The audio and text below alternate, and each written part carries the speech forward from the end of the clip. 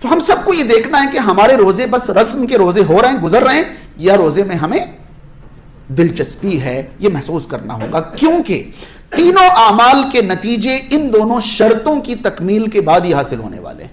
جس نے رمضان کے روزے رکھے اس کو مغفرت، جس نے قیام رمضان کیا اس کو مغفرت، جس نے قیام لیلۃ القدر کیا اس کو مغفرت، ایسا نہیں کہا گیا۔ جس نے رمضان کے روزے ایمان اور دلچسپی کے ساتھ رکھے ان کو مغفرت۔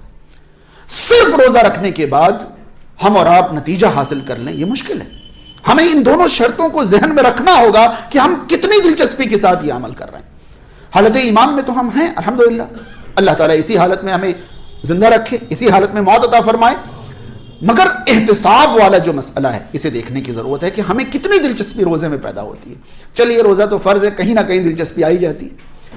قیام رمضان کی دلچسپی، 2 رکعت پڑھتے ہی بھاگ کے نیچے جانا، ہاں 2 رکعت پڑھتے ہی ایسے بیٹھ جانا کہ بھئی اب تو اٹھنے کی طاقت نہیں ہے۔ یقین جانیں اسی مسجد میں آپ 2 متضاد منظر دیکھ سکتے ہیں۔ ایک منظر میں آپ کو دکھاؤں، چھوٹے چھوٹے بچے جو ابھی پوری طرح سے مضبوط بھی نہیں ہوئے، وہ پہلی رکعت سے آخری رکعت تک ایک ہی جگہ بغیر ہلے ڈولے مکمل قیام کر کے نکلتے ہیں۔ یہ منظر آپ کو اس مسجد میں رمضان بھر دیکھنے کو مل جائے گا۔ دوسرا منظر آپ دیکھیں گے کہ بے شمار بچے صرف کھیلتے کودتے ہوں گے اور بالکل توجہ کے ساتھ نماز نہیں قائم کریں گے، وہ بھی منظر آپ کو دکھ جائے گا۔ دوسرا منظر آپ دیکھیں گے کہ ضعیف العمر، بڑا کمزور اور بوڑھا انسان کہیں ایک جگہ پابندی کے ساتھ مہینے بھر قیام کرتا ہوا آپ کو اسی مسجد میں دکھ جائے گا، اور کم بوڑھے کم کمزور بھی جسم کا عذر پیش کرتے ہوئے کہ کمزور ہو گئے ہیں، اب طاقت نہیں رہی وغیرہ وغیرہ، وہ بھی آپ کو دکھ جائے گا۔